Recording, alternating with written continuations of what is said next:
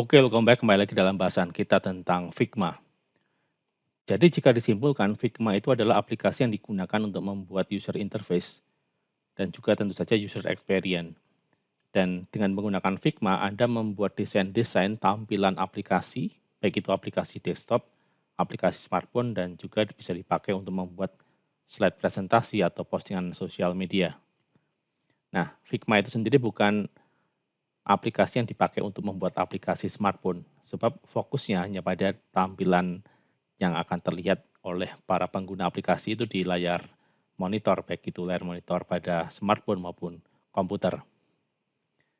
Jadi di sini kita sudah punya 3 buah tampilan atau interface yang seolah-olah nanti kalau kita membuat aplikasi, 3 tampilannya akan dilihat terlebih dahulu.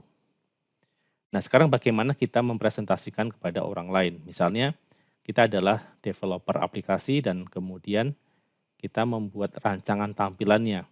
Tentu rancangan tampilan itu harus bisa digunakan, minimal bisa berinteraksi seolah-olah kita menggunakan smartphone betulan.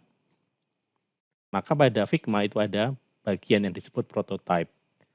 Kalau kita klik, di dalam prototype ini kita nanti bisa menampilkan desain itu di layar smartphone, seperti yang terlihat pada preview ini, sehingga pengguna atau orang lain yang memesan aplikasi kepada kita bisa melihat interaksi yang terjadi antara pengguna dan tampilan yang sudah dibuat ini. Atau Anda juga bisa mempresentasikannya di depan programmer sehingga mereka nanti bisa mendapatkan bayangan bentuk aplikasi yang kita ingin buat. Di dalam prototype itu ada beberapa hal yang bisa Anda lakukan. Yang pertama pada device. Pada saat kita membuat frame, kita memilih frame untuk ukuran iPhone 11 Pro Max. Maka pada bagian prototype, pada kelompok menu device ini, pilihan yang aktif adalah iPhone 11 Pro Max.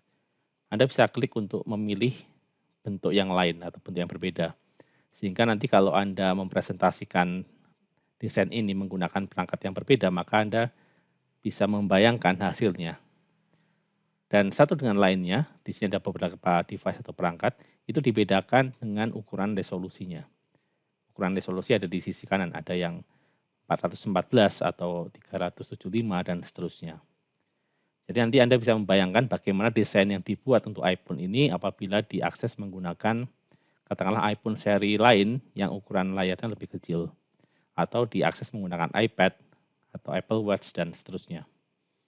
Kali ini kita gunakan device yang default yaitu iPhone 11 Pro Max. Kemudian di bagian kanannya itu ada orientasi smartphone itu.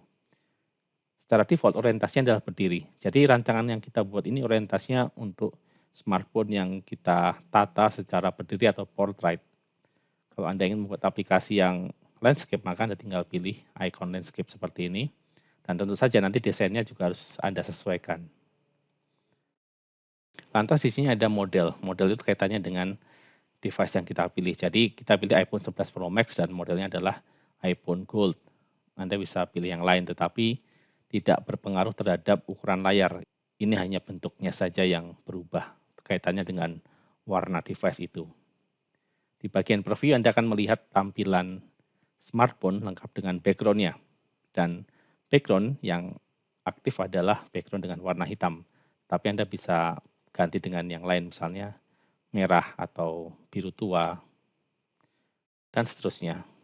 Jadi ibaratnya ini adalah arena atau tampilan untuk presentasi. Jadi bukan tampilan untuk pembuatan aplikasi. Di bagian latar belakangnya Anda bisa pilih warna yang lebih cerah atau lebih gelap. Itu tergantung Anda dan tidak memiliki dampak apapun pada desain yang sudah Anda buat. Kemudian di sini ada starting frame. Jadi aplikasi ini seolah-olah nanti akan dijalankan sebagai aplikasi betulan. Dan pada starting frame itu kita pilih frame mana yang akan muncul pertama kali. Dalam hal ini adalah frame yang paling kiri dengan nama iPhone 11 Pro Max 1. Maka kita pilih starting frame-nya adalah iPhone 11 Pro Max 1. Jadi sekali lagi kalau Anda masuk ke dalam prototype tampilannya seperti ini.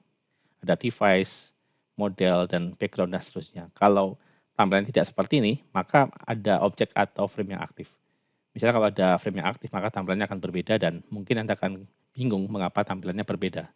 Maka jika tampilannya seperti ini, maka Anda klik di sembarang tempat dan pastikan tidak ada frame yang terseleksi sehingga Anda akan melihat device, model, background, dan seterusnya. Baik, jadi intinya nanti kita akan membuat presentasinya. Kalau Anda ingin melihat sekarang presentasinya, maka Anda akan melihat tampilan pertama seperti ini yang ada di bagian kiri. Kita klik pada tombol present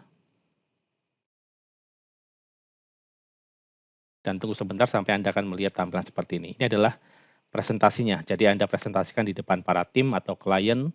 Bentuk pertama pada aplikasi adalah seperti ini. Dan kita belum bisa berinteraksi karena kita belum membuat koneksi antara satu frame dengan frame lainnya. Dan itu akan dibahas pada pembahasan berikutnya. Yang penting kita sudah tahu arah dan gambarannya akan apa yang akan kita lakukan menggunakan prototype ini. Kita close dan kemudian kita kembali kepada desain dan nanti kita akan gunakan fitur-fitur baru berikutnya yang akan kita bahas pada video berikutnya nanti.